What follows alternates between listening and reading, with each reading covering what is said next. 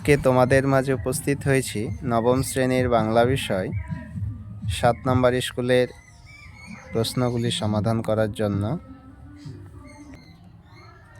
Mohammad sir বাড়িতে আসা অতিথিরা কোথায় বসে কুমিজ পান করতে করতে গল্প করেছিল?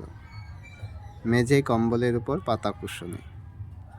১-২ বেদজ্ঞ ব্রাহ্মণ স্বভাবে দয়াপ্রায়ণ হলেও যোগীয় পশুপদের সময় তিনি কেমন থাকেন? নির্দয়।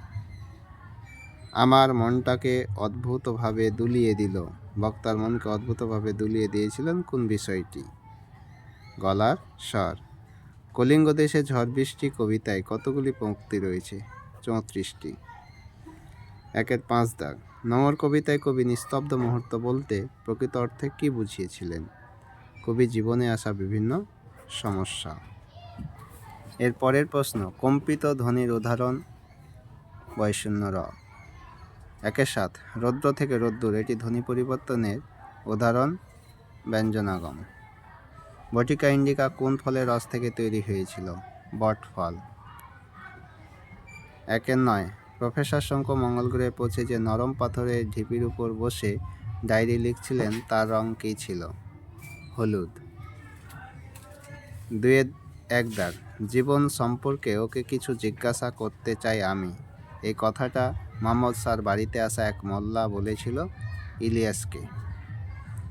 ধীবর বৃত্তান্ত নাট্যাংশের রাজশ্যালক ও রক্ষীরা ধীবরকে নিয়ে কেমন অবস্থায় প্রবেশ করেছিল? প্রান্তিকের নোটবইয়ের ২২ পেজে উত্তরটি আছে।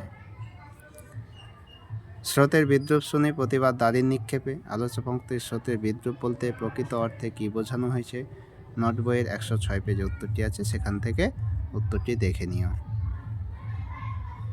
২-৪ দাগ টাফাবাসীদের চেহারা কেমন ছিল? নোটবইয়ের ২৬৩ পেজে আছে, সেখান থেকে দেখে নিও।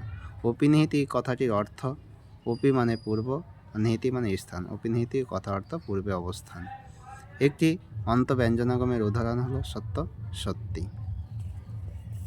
বাকি ৩ মার্ক ও ৫ মার্কের প্রশ্নগুলো প্রান্তিক নোটবইয়ের পৃষ্ঠা নাম্বার দেওয়া আছে, সেখান থেকে সমস্ত প্রশ্নগুলো দেখে নিও।